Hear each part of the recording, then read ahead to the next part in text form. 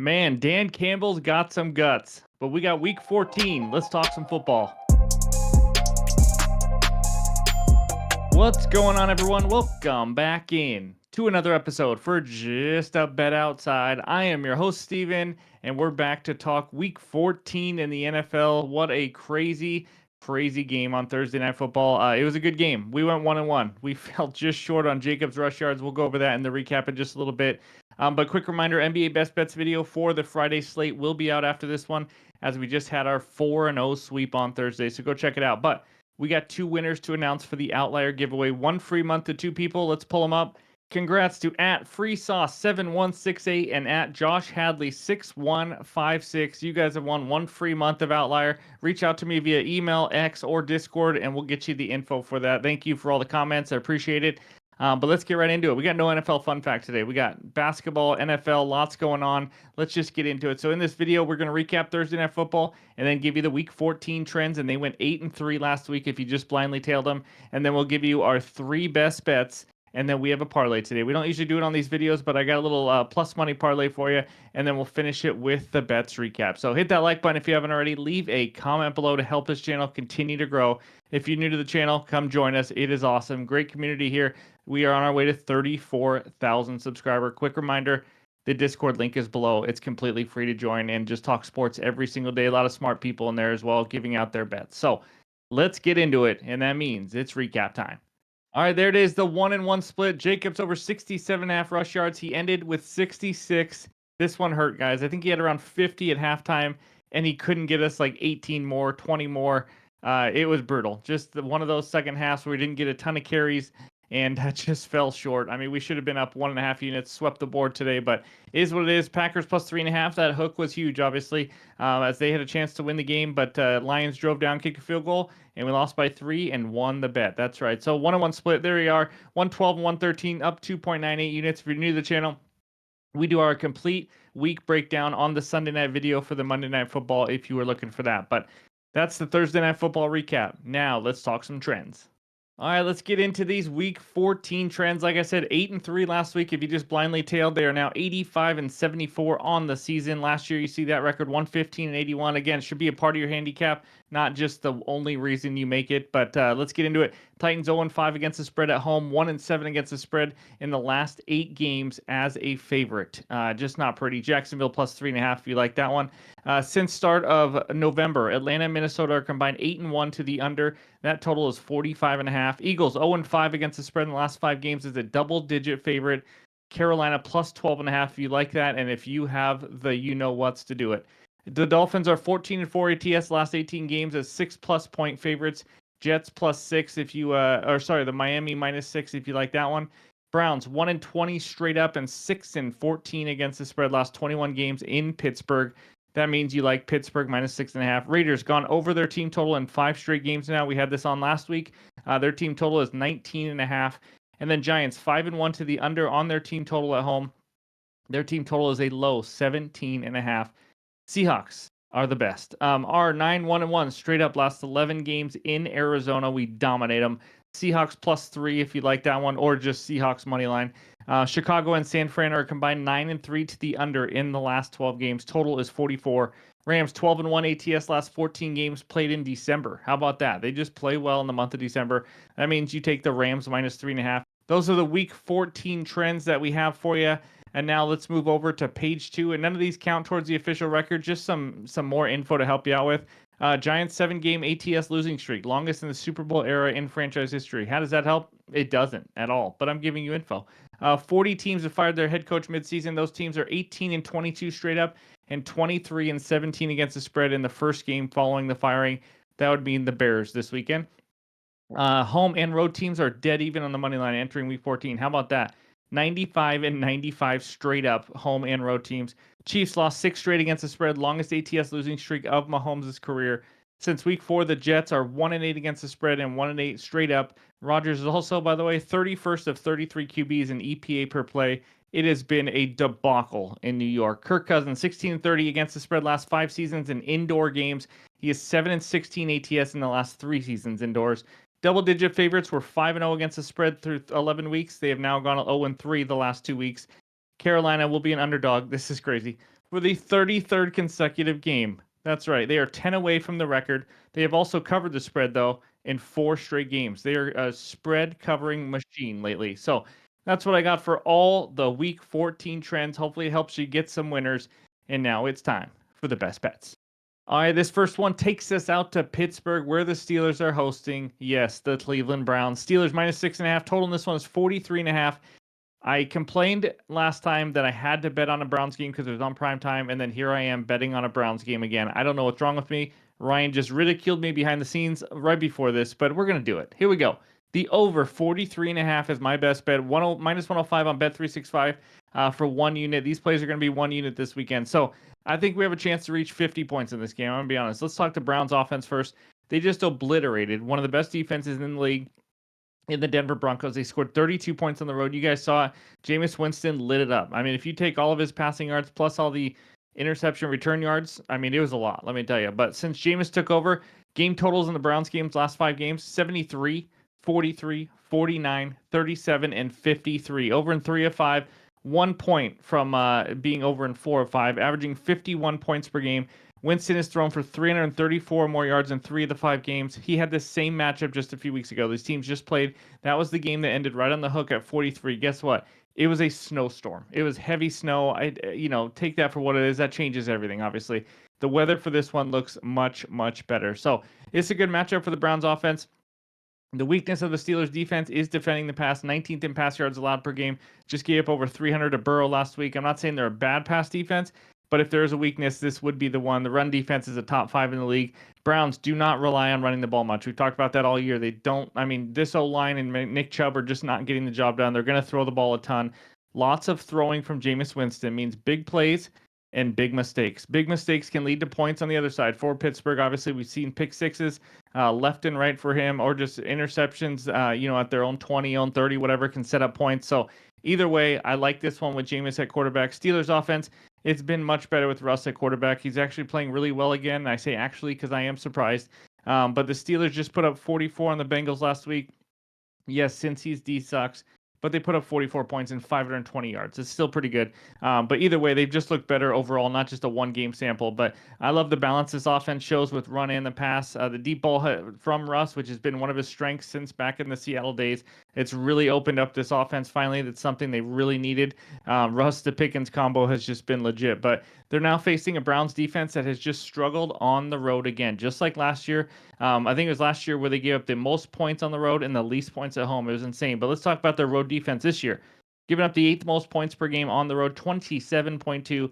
It is night and day when it comes to versus the run. On the road, allowing 5.3 yards per carry. Second worst in the league. At home, 3.8. It's crazy. Browns defense just isn't the lethal pass rush that we're used to as well. So overall, I just like these two offenses. I think they're going to battle it out. I think they're going to go up and down the field. We might see some turnovers that could help also. It's not a snowstorm this time. Matchups I like: Browns pass game versus the Steelers pass defense, and then the Browns bad defense on the road. I think the Steelers should be able to beat them on the ground, through the air, beat them deep, all that kind of stuff. And then, like I mentioned many times, Jameis could easily throw a pick six to help this total out even more. So we just need like a 24-20 game to cash, but I think we get a higher scoring game than that. So give me the over 43.5 in this one as my first best bet. All right, the second one takes us out to San Francisco, where the 49ers host the Chicago Bears. 49ers -4 total in this one. It's 44 points. This is ugly. I'm not going to lie. Give me the Bears +4, -110 on BetMGM. This is a 1-unit play. This 49ers team is hot garbaggio right now. I mean, they are bad. Just take the 49ers team name away. They are a bad, bad team on both sides of the ball. They are getting too much respect still from the book. So 49ers this season, they're terrible, first of all. But second of all, they're down both Christian McCaffrey and Jordan Mason now. They're up. It's down to the rookie in the backfield, Garendo now. They've lost 3 games in a row. They lost the last 2 games by a combined 73-20. That's not pretty. To Green Bay and Buffalo. Offense is just really bad. They've been all season one of the worst red zone offenses in the entire NFL. Trent Williams, their best tackle, may be out again as well on the offensive line. This team is just not scoring much. In fact, they haven't scored more than 23 points since their Week 9 bye. And then you got the Bears. We know all about the Bears. Now, let's just break it down a little bit. So they just fired Eberflus. I expect a big effort here after a firing of a guy who, let's face it, he got some losses for them at the end of games, whether it's clock management or whatever it was. The Bears have now lost 6 in a row. but they've been playing much better than the 49ers. So let's talk about the losses in the last 3 games. They played 3 top-tier teams in the NFL, the Packers, the Vikings, and the Lions. But to be honest, I made fun of the Bears early in the season. They've looked good. They lost a heartbreaker 20-19 against Green Bay, a heartbreaker in overtime 30-27 against Minnesota. And then the Detroit Lions on Thanksgiving, we all saw it. They dominated the Detroit Lions in the second half. I mean, dominated them and lost by 3 thanks to some bad clock management there. That should have at least went to overtime in that one. So they've been competing at a much higher level than San Fran. Like I said, San Fran's gotten beat 1,000,000-1 in the last few games. They have looked terrible. Their injuries are piling up. And the 49ers are a team that are used to Super Bowl. They've been playing a lot of games, used to Super Bowl runs. When you have veterans like that that are used to that, they're defeated. They're almost packing it in. I'm not saying they are packing it in, but you compare it over to the other side. Chicago is now a team. The head coach got fired. They are going to rally around it. They have a rookie quarterback who wants to continue to get better and better and win some games and carry it over to the next season. So I just like the matchup here in this one, the spot. But the Bears' weakness is their run defense. But again, we're now on a third string running back with possibly one of their best offensive linemen out. I don't think it's going to be a huge worry here. So I just love the Bears here. Bears could win this game outright. I know it's weird to say that out loud. Never would have thought I said that before the season, but it's just really it's a fate of the 49ers, and then the Bears. Even though they keep losing, I think we're getting some good value here because they're losing some tough ones. And again, this is +4. They can lose another tough one by 1 or 2, and we still cash this one. So I like this spot for Chicago to stay within a field goal. If you want to sprinkle on the money line, I don't mind that either. We might be talking about it in just a second. So give me the Bears +4 as my second best bet. All right, this third bet is a money line parlay. That's right. Give me the Buccaneers and the Dolphins on the money line. I got -110 on DraftKings. Love this bet. It's a 1-unit play. First one, Bucks money line. We just need them at home to beat the Raiders. Can I move on? Is that enough? No, really though. This should be a pretty easy win for them. Bucks. I expect Bucky Irving and Mike Evans to both play here. Tristan Wirfs is back on the offensive line, which really helps. I think Baker's going to have good protection here. He has when he has a healthy O-line, he's had some pretty good protection. Their run game's been very good with Bucky Irving. It was one of their weaknesses.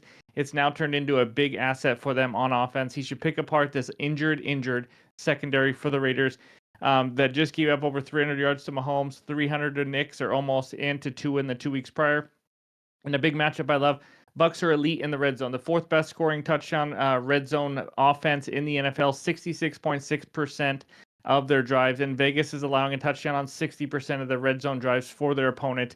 I think they're going to cash in on some touchdowns here. I expect the Bucks to win in the trenches and do whatever they really need and want on offense. Raiders, just a tough spot here. They have a tough loss to the Chiefs, which was probably their Super Bowl, to be honest. This is their 3rd road game now in 4 weeks. They're injured everywhere. And the way to beat the Bucks is through the air. This Raiders offense is not exactly a team that just lights it up through the air with Aiden O'Connell and those guys. So Raiders offense averaging 18.6 points per game this season. They have not scored 20 points since week 9. That's pretty bad. Their run game is probably the worst in the NFL. It is atrocious. It is non-existent. They cannot do anything with it. It is hard to win games that way. So overall, Raiders are 2-10 for a reason. Bucks are fighting for the playoffs. Give me Tampa. Just win at home here as the first leg. Second leg, Dolphins money line. They just need to beat the Jets at home. That should be good enough for this one. But Dolphins are a team we've talked about many, many times. They dominate the worst teams, and they struggle against a good team. Since 2021, Miami, 22-10 straight up versus teams below 500, 5-18 straight up versus teams above 500. The Jets aren't a bad team. They are a horrendous team. They are really, really bad. Dolphins have also owned the Jets lately, but the Jets just in general, 1-8 straight up, 1-8 against the spread since week 4. It's the worst in the NFL. They were gifted a couple special teams touchdowns last week by my Seattle Seahawks and still found a way to lose that game. The offense is absolutely atrocious with Devontae Adams, Garrett Wilson, Breece Hall, Aaron Rodgers. It doesn't matter. Say all the names you want. This team is struggling. Dolphins, their run defense has been much improved lately. We've seen it the last few weeks, especially last week, holding Josh Jacobs to 19 carries for 43 yards. 2 in this offense has been humming lately. It's obviously been a huge spark once he came back. I'm going to keep this one simple. The Dolphins should win. I expect them to cover in this game as well, but I just need them to win. So give me 2 good teams at home to beat 2 bad teams. That's this money line parlay, just to simplify it. So that's my third and final best bet. But we have a little 2-leg parlay, so let's get to that one.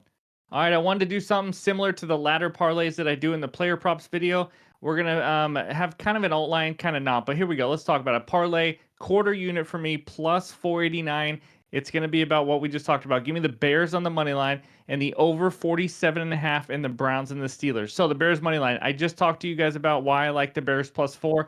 Now this is just a sprinkle on the money line. So you already heard it above. They are playing as good, if not better, than the 49ers lately. They have been right there at the end with 3 elite teams the last 3 weeks. 49ers are completely falling apart at the seams. It has been atrocious. Chicago should at least give us a chance, because why not? They've been right there in the game with 3 other elite teams, and now they play a lesser 49ers team.